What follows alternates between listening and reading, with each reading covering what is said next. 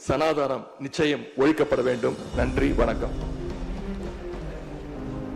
उन्होंने कहा है कि सनातन शुड बी इरेडिकेटेड, यानी सनातन धर्म को मिटाया जाना चाहिए, खत्म कर देना चाहिए। स्टालिन तो उस वक्त सामने विजय बैठे हुए थे और विजय मुस्कुरा रहे थे, वो खामोश थे और फिर उसके बाद उन्होंने अपने हाथ भी जोड़ लिए। क्या वाकई वो ये चाहते हैं कि सनातन यानी हिंदू धर्म का नाश हो जाए, वो नष्ट हो जाए? इतना एक्सट्रीम बयान देने की उन्हें क्यों जरूरत पड़ी? इसके मायने आपको समझना जरूरी है कि साउथ इंडियन या तमिलनाडु के कॉन्टेक्स्ट में, द्रविडियन पॉलिटिक्स के कॉन्टेक्स्ट में और हिंदी स्पीकिंग नॉर्थ इंडियन या हिंदी स्पीकिंग स्टेट्स के कॉन्टेक्स्ट में इसका अलग अर्थ होता है। नमस्कार, इस खास कार्यक्रम में आपका स्वागत है। मैं हूं आरफा खानम शेरवानी। बहुत ही अजीब कारणों की वजह से तमिलनाडु अचानक जो हमारी हिंदी पट्टी है उसकी खबरों का हिस्सा बन गया है या नेशनल हेडलाइंस का हिस्सा बन गया है। उसकी बड़ी वजह तो ये है कि विजय जो पहले क्रिश्चियन चीफ मिनिस्टर चुने गए हैं तमिलनाडु के, वो एक बड़ा चार्म और क्रेज़ लेकर आए हैं, क्योंकि उससे पहले वो एक बड़े सुपरस्टार, फिल्मों के बड़े अभिनेता माने जाते रहे। लेकिन अब जो खबर ब्रेक हो रही है वो ये कि उदयनिधि स्टालिन, जो कि लीडर ऑफ ऑपोजिशन है फिलहाल असेंबली में तमिलनाडु की, उसके पहले ही दिन जो उन्होंने भाषण दिया और जो उन्होंने बयान दिया, उसने कहीं ना कहीं, मैं कहूँगी खासकर उत्तर भारत में जिस तरह की प्रतिक्रियाएं आ रही हैं वो अपने आप में हैरान तो नहीं करती, लेकिन फिर भी एक बड़ी डिबेट, एक बड़ी बहस को जन्म दिया है। उन्होंने कहा है कि सनातन शुड बी इरेडिकेटेड, यानी सनातन धर्म को मिटाया जाना चाहिए, ख़त्म कर देना चाहिए। इस तरह से इसका ट्रांसलेशन कुछ किया जा सकता है। जब भी बोल रहे थे उदयनिधि स्टालिन तो उस वक्त सामने विजय बैठे हुए थे और विजय मुस्कुरा रहे थे, वो खामोश थे और फिर उसके बाद उन्होंने अपने हाथ भी जोड़ लिए। आइए सबसे पहले ये वीडियो देख लेते हैं। மக்களை பிரிக்கும் சனாதானம் நிச்சயம் ஒழிக்கப்பட வேண்டும். நன்றி, வணக்கம். तो आपने देखा फिलहाल कि किस तरह से हमने आपको छोटा ही एक भाषण का हिस्सा सुनवाया है, क्योंकि तमिल में ये भाषण है। उसके बाद जो विजय चीफ मिनिस्टर नए चुने गए, उनका कोई रिएक्शन इस मामले में आपत्ति जताते हुए नहीं आया, ना ही सहमति जताते हुए ही आया है। वो मुस्कुरा रहे हैं और उसके बाद फिर इस तरह से हाथ जोड़ लेते हैं। अब दर्शकों के ऊपर है ये कि वो या उनके वोटर जो हैं वो किस तरह से उनकी इस रिएक्शन को समझेंगे। अब आप देख रहे हैं फिलहाल, इससे पहले भी हम देख चुके हैं कि स्टालिन ही पहले इस तरह के बयान लगभग 1 साल पहले दे चुके हैं, जिस पर सुप्रीम कोर्ट ने भी एक तरह से उनको कहा था कि वो अपने फ्रीडम ऑफ एक्सप्रेशन यानी बोलने की आज़ादी का गलत इस्तेमाल कर रहे हैं। इसी तरह के बयान वो पहले भी दे चुके थे। काफ़ी अप्रोर, काफ़ी हंगामा हुआ था उत्तर भारत नहीं, मैं कहूँगी राष्ट्रीय स्तर पर। अब भी मैं देख रही हूँ प्रियंका चतुर्वेदी, जो कि राज्यसभा की MP रह चुकी हैं शिवसेना से, वो कह रही हैं सनातन धर्म वो है जो न कभी पैदा हुआ न कभी नष्ट होगा, ये अनादि है, अनंत है और शाश्वत है। क्या मायने हैं इस बात के? क्या वाकई वो कह रहे हैं, उदयनिधि स्टालिन इस बात को कह रहे हैं कि क्या वाकई वो ये चाहते हैं कि सनातन यानी हिंदू धर्म का नाश हो जाए, वो नष्ट हो जाए? इतना एक्सट्रीम बयान देने की उन्हें क्यों ज़रूरत पड़ी? इसके मायने क्या हैं? समझने के लिए हमारे साथ सिद्धार्थ प्रभाकर मौजूद हैं, इंडिपेंडेंट जर्नलिस्ट हैं, चेन्नई से हमारे साथ जुड़ रहे हैं। बहुत ढूंढ के हमने आपके लिए उनको निकाला है, एक ऐसा व्यक्ति जो कि तमिलनाडु की राजनीति को बेहतरीन तरीके से समझता है और साथ ही वो हिंदी भी बोल सकते हैं। सिद्धार्थ, सबसे पहले तो एक नॉर्थ इंडियन के तौर पर मुझे बहुत हैरानी हुई कि इस तरह का एक एक्सट्रीम, मैं कहती हूँ हिंदुत्व की राजनीति या मेजॉरिटेरियनिज्म की राजनीति, इसको थोड़ी देर के लिए हम किनारे रख दें, इस पर भी हम बहस करेंगे, लेकिन इस तरह के स्टेटमेंट को दोबारा दिए जाने के पीछे क्या राजनीति देखते हैं आप? मैम धन्यवाद मुझे इस डिस्कशन में आमंत्रित करने के लिए। ये सनातन धर्म जो टर्म यूज़ किया है उदयनिधि स्टालिन ने, जो तमिलनाडु के पहले डेप्यूटी चीफ मिनिस्टर रह चुके हैं और आज लीडर ऑफ ऑपोजिशन है, आपको समझना ज़रूरी है कि साउथ इंडियन या तमिलनाडु के कॉन्टेक्स्ट में, द्रविडियन पॉलिटिक्स के कॉन्टेक्स्ट में और हिंदी स्पीकिंग नॉर्थ इंडियन या हिंदी स्पीकिंग स्टेट्स के कॉन्टेक्स्ट में इसका अलग अर्थ होता है। जब उदयनिधि स्टालिन सनातन धर्म को खत्म करने की बात करते हैं, वो विरोध नहीं कर रहे हैं, वो पूरे खत्म करने की बात कर रहे हैं, इरेडिकेशन की बात कर रहे हैं। वो बेसिकली कास्ट डिस्क्रिमिनेशन की बात कर रहे हैं। वो कह रहे हैं कि जो जाति के आधार पर जो भेदभाव होता है, जो हो रहा है इंडियन सोसाइटी में, हिंदू सोसाइटी में, वो उसके इरेडिकेशन की बात कर रहे हैं। लेकिन जैसे हमने 2023 में देखा था, जब उन्होंने पहली बार सनातन धर्म को इरेडिकेशन के खत्म करने की बात की थी और उसे दूसरे काफी खराब शब्दों का इस्तेमाल किया था, जो मैं इस्तेमाल नहीं करना चाहता। तो नॉर्थ इंडिया में स्पेशली मेरे हिसाब से उत्तर प्रदेश में काफ़ी इसका ऑपोजिशन, इसका विरोध हुआ था कि क्योंकि नॉर्थ इंडिया का अंडरस्टैंडिंग सनातन धर्म यानी पूरा हिंदुइज्म को सनातन धर्म हिंदुइज्म के तौर पर देखा जा रहा है। तो उदयनिधि स्टैलिन जो एक एथीस्ट है, जो भगवान में नहीं मानते, उनके पिताजी पूर्व चीफ मिनिस्टर और डीएमके के प्रेसिडेंट एमके स्टालिन की तरह वो ऐसा नॉर्थ इंडिया उनको ऐसे देख रहा है कि वो पूरे हिंदुइज्म को खत्म करना चाहते हैं, उस तरीके से समझ रहे हैं। इसीलिए ये कंफ्यूजन और ये कंट्रोवर्सी खड़ा हो रहा है। आप ये कह रहे हैं कि ये जाति के विरोध में ये एक स्टेटमेंट है, तो पहली बात तो मुझे कई सवाल उभर रहे हैं आपके इस जवाब से, मैं पूछती हूँ वो सवाल भी, लेकिन पहली बात मुझे बताइए कि नई असेंबली के पहले दिन सामने बैठे हैं मुख्यमंत्री और जो लीडर ऑफ अपोजिशन, जो उन्हीं का काउंटर पार्ट है, उन्हीं के बराबर ओहदा रखता है वो व्यक्ति ऑपोजिशन में, वो क्यों कह रहे हैं उनके सामने पहले दिन ही उन्होंने ये स्टेटमेंट देने के बारे में क्यों चुना? और जिस तरह से आप देख रहे हैं कि विजय बैठे हुए हैं, खामोशी से सुन रहे हैं, वो मुस्कुराए, उसके बाद उन्होंने हाथ जोड़ दिए और पूरी असेंबली में कोई ऐसा व्यक्ति नहीं दिखा मुझे, ना ही सुनाई दिया जो खड़े होकर ये कहता कि उदयनिधि जो कह रहे हैं वो गलत है या वो उन्हें एक्सेप्टेबल नहीं है। तो विजय की रिएक्शन और बाकी तमाम लोगों की एब्सेंस ऑफ रिएक्शन।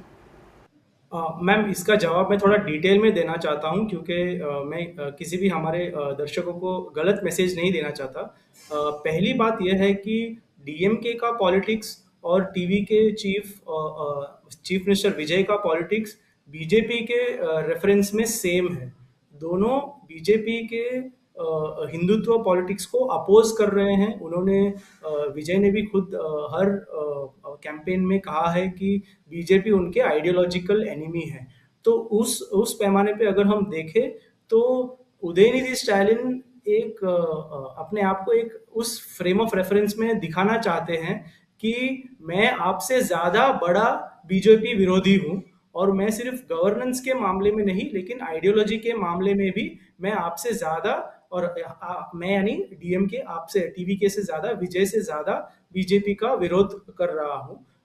दूसरी बात यह है कि क्यों विजय ने और विजय की पार्टी में से किसी ने भी इस स्टेटमेंट के अपोजिशन में कुछ सवाल नहीं खड़ा किया।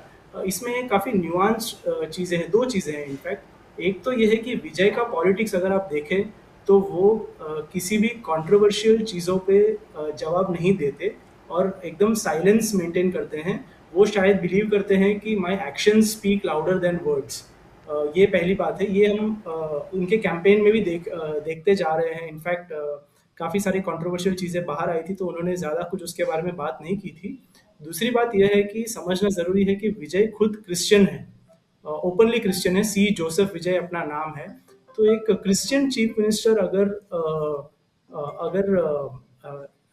सनातन धर्म के अगेंस्ट में अगर कुछ अगेंस्ट या प्रो में अगर कुछ कहते हैं तो उसे मिस इंटरप्रिटेशन, जैसे कि हिंदी भाषी राज्यों में उसे गलत तरीके से लोग समझ सकते हैं उसे। तो वो इस कंट्रोवर्सी से दूर रहना चाहते हैं। वो चाहते हैं कि उनका उनको सिर्फ अपने गवर्नेंस के स्टैंडर्ड पे जज किया जाए, ऐसा वो मान रहे हैं। ऐसा मेरा रीडिंग है इसका। तो उदयनिधि स्टालिन ने ये चीज़ क्यों अभी उठाई है? शायद मुझे लगता है कि पूरा देश, पूरी दुनिया विजय के बारे में बात कर रही है, तो न्यूज़ में शायद उदयनिधि स्टालिन चाहते हैं कि वो भी आए, उनके बारे में भी बात हो, क्योंकि लीडर ऑफ अपोजिशन भी एक काफ़ी तगड़ी पोस्ट है। तो ये वजह हो सकती है कि उन्होंने ये क्यों कहा है। सिर्फ ये नहीं, डेफिनेटली आइडियोलॉजिकल भी है, लेकिन ये एक पॉइंट भी हो सकता है। और आगे बढ़ने से पहले एक अदना सी गुजारिश कि आप मेंबर बनिए मेरे चैनल का आरफा खानम शेरवानी। अगर आप मेंबर बनते हैं, आपके समर्थन से आप मेरा हाथ मजबूत करेंगे, इतना मजबूत कि मैं सत्ता का कॉलर पकड़ के सवाल पूछ सकूंगी और जो हमारे समुदाय में हाशिए के जो तबके हैं उनकी आवाज उठा सकूंगी। आप यकीन जानिए, आपका एक छोटा सा सहयोग मेरे लिए इतना बड़ा होगा जिसके लिए आप अंदाजा भी नहीं लगा सकते। समझ पा रही हूँ, आप ये कह रहे हैं कि वो ये चाहते थे कि तमाम जो शोहरत और ये आन बान शान के साथ जिस तरह से उनको मुख्यमंत्री बनाया गया है, पूरी शोहरत उन्हें मिल रही है, पूरी स्पॉटलाइट उनको मिल रही है और वाकई ये बात तो बड़ी कामयाबी के साथ आप देखिए एक ही झटके में उन्होंने कैसे स्पॉटलाइट चुरा ली है। मुझे बिल्कुल भी हैरानी नहीं हो रही है कि जो वो करने की कोशिश कर रहे थे उसे बड़े कामयाब तरीके से वो कर पाए हैं।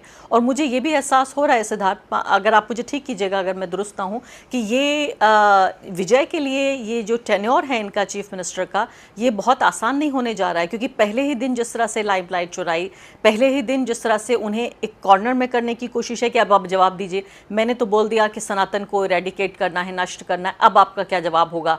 तो उनकी खामोशी को भी 4-6 अलग अलग तरीक़ों से पढ़ा जाएगा। मेरा सवाल आपसे ये है कि अगर मैं ये मान लेती हूँ कि ये जो स्टेटमेंट दिया है, जो मेरी नज़र में बिल्कुल जायज़ नहीं है, इसमें कन्फ्यूजन और एक तरह से इसको इंटरप्रिटेशन के बहुत सारे तरीक़े हो सकते हैं।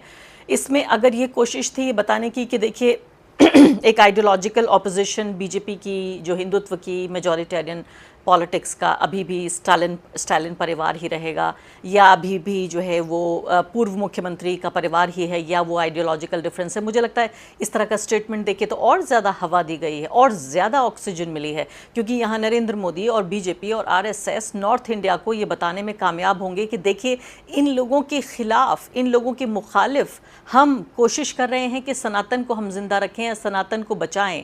तो जो हिंदू धर्म खतरे में है, जो ये बात बार बार कही जाती है, इस तरह के बयान देके तो it directly feeds into that narrative.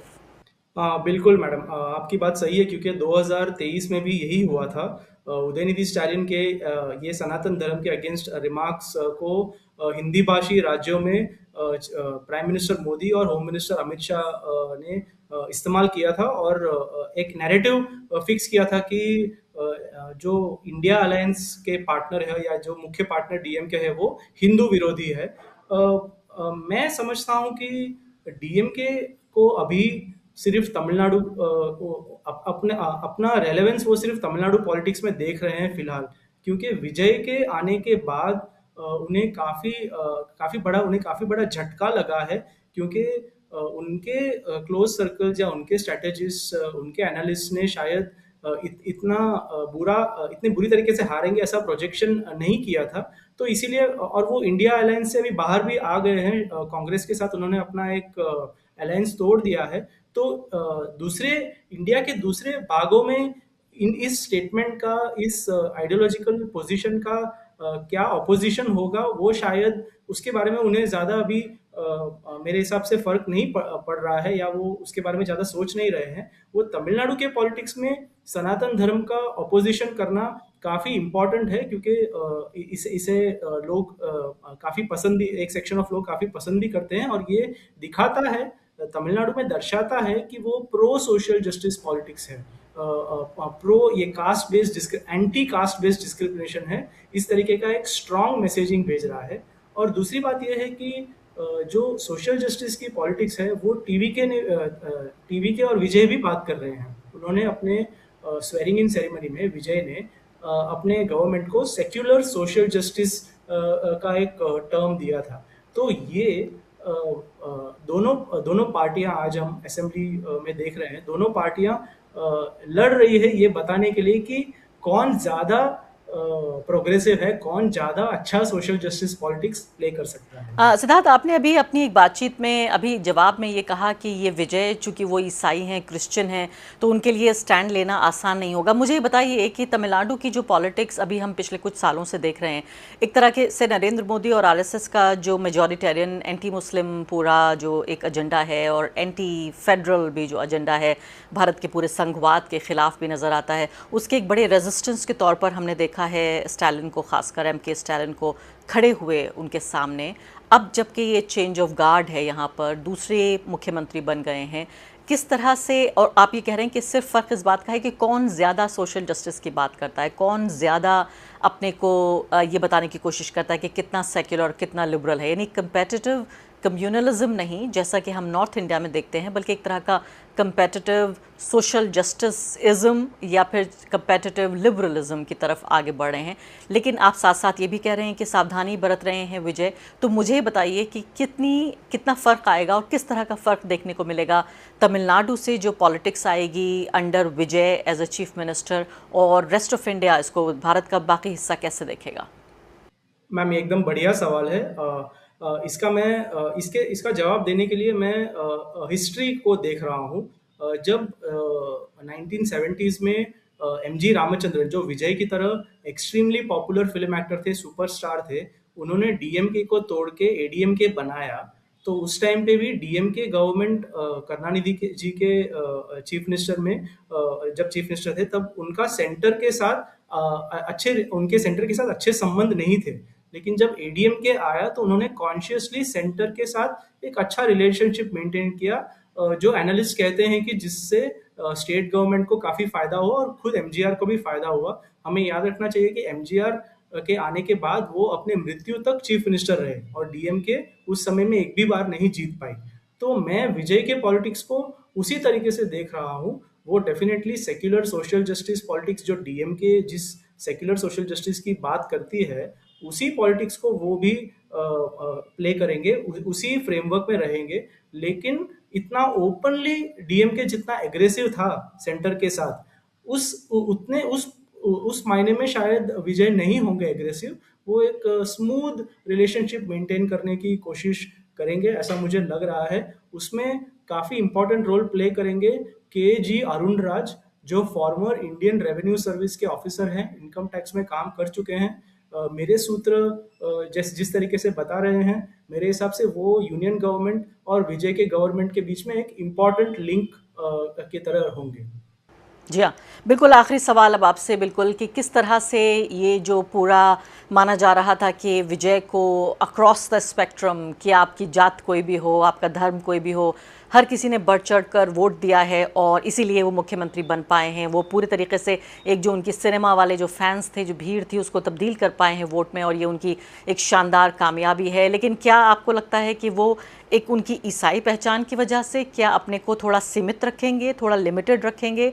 ऐसी कोई बात आपको समझ में आ रही है या इससे कोई फ़र्क नहीं पड़ता क्योंकि उनको हर जो सेक्शन है ऑफ द सोसाइटी उसने वोट दिया है? मैम, मैं आपका धन्यवाद करना चाहता हूँ कि आपने ये सवाल पूछा है, क्योंकि जो हिंदी भाषी आपके दर्शक हैं, उन्होंने विजय के फिल्म शायद देखे नहीं होंगे या उसमें जो सिंबलिज्म होगा उन्हें समझ में नहीं आया होगा। मैम, विजय एक क्रिश्चियन है, ऐसा सिर्फ आप उसके नाम से ही समझ सकते हैं। बाकी वो अपने माथे पे टीका लगाते हैं। उन्होंने काफ़ी सारे मूवीज़ में हिंदू कैरेक्टर्स निभाया है, जो काफ़ी भगवान में भरोसा रखते हैं, उस तरीके के कैरेक्टर्स प्ले किए हैं। तो उनका जो आइडेंटिटी है वो ऐसा क्रिश्चियन आइडेंटिटी नहीं है, जो जैसा एक हम इमेज फॉर्म कर सकते हैं क्रिश्चियंस का, कि क्रॉस पहने या ऐसे, वैसा नहीं है वो। इसी एक वजह से उनका जो आइडेंटिटी है और या उनका जो फैन बेस है, वो कास्ट, क्लास और रिलीजन को ट्रांसेंड करता है। उन्होंने अपने फैन बेस को एक वोटर में जो कन्वर्ट किया है, तो उनके फैन बेस उनको क्रिश्चियन या हिंदू या दलित या पिछड़ा या ब्राह्मण उस तरीके से नहीं देखते। वो सिर्फ अपने आप को विजय उनका जो डायरेक्ट कनेक्शन है उस तरीके से देखते हैं। एक सेवियर की तरह देखते हैं, एक भाई की तरह, एक दोस्त की तरह देखते हैं। एक बहुत इंपॉर्टेंट चीज मैं यहाँ कहना चाहता हूँ। मैं 2-3 तमिलनाडु गवर्नमेंट के प्रोग्रेसिव ब्यूरोक्रेट्स के साथ बात कर रहा था, तो उन्होंने एक बहुत ही सरप्राइजिंग, आश्चर्यजनक एक बात बताई, जिससे मैं खुद काफी एस्टॉनिश हो गया। उन्होंने कहा कि विजय के पास वो एबिलिटी है कि वो कास्ट को एनिहिलेट या इरेडिकेट कर पाए, ऐसे उनके पास एक क्षमता है। क्योंकि ये इलेक्शन में हम देख रहे हैं, जो तमिलनाडु में कास्ट पॉलिटिक्स काफी मायने रखता है, स्पेशली वोटिंग के टाइम पे। तो हम देख रहे हैं कि different caste, OBC caste belts में हर जगह में विजय को अच्छे वोट मिले हैं।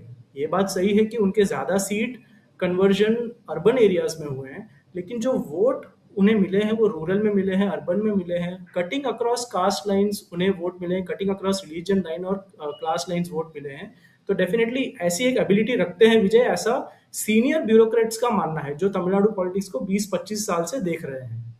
बहुत अच्छी खबर आपने सुनाई है। इतनी ज़्यादा अंधेरी दुनिया में जहां हम रहते हैं नॉर्थ इंडियंस, और ख़ासकर बंगाल चुनाव के बाद जिस तरह की खबरें आ रही हैं कि पूरा बहुसंख्यकवाद से, कि अंधेरे से ये आकाश पूरे तरीके से मैं देख रही हूँ काला हो गया है, ऐसे में बड़ी अच्छी बातें आपने बताई। बहुत बहुत शुक्रिया आपका सिद्धार्थ प्रभाकर इस बातचीत के लिए।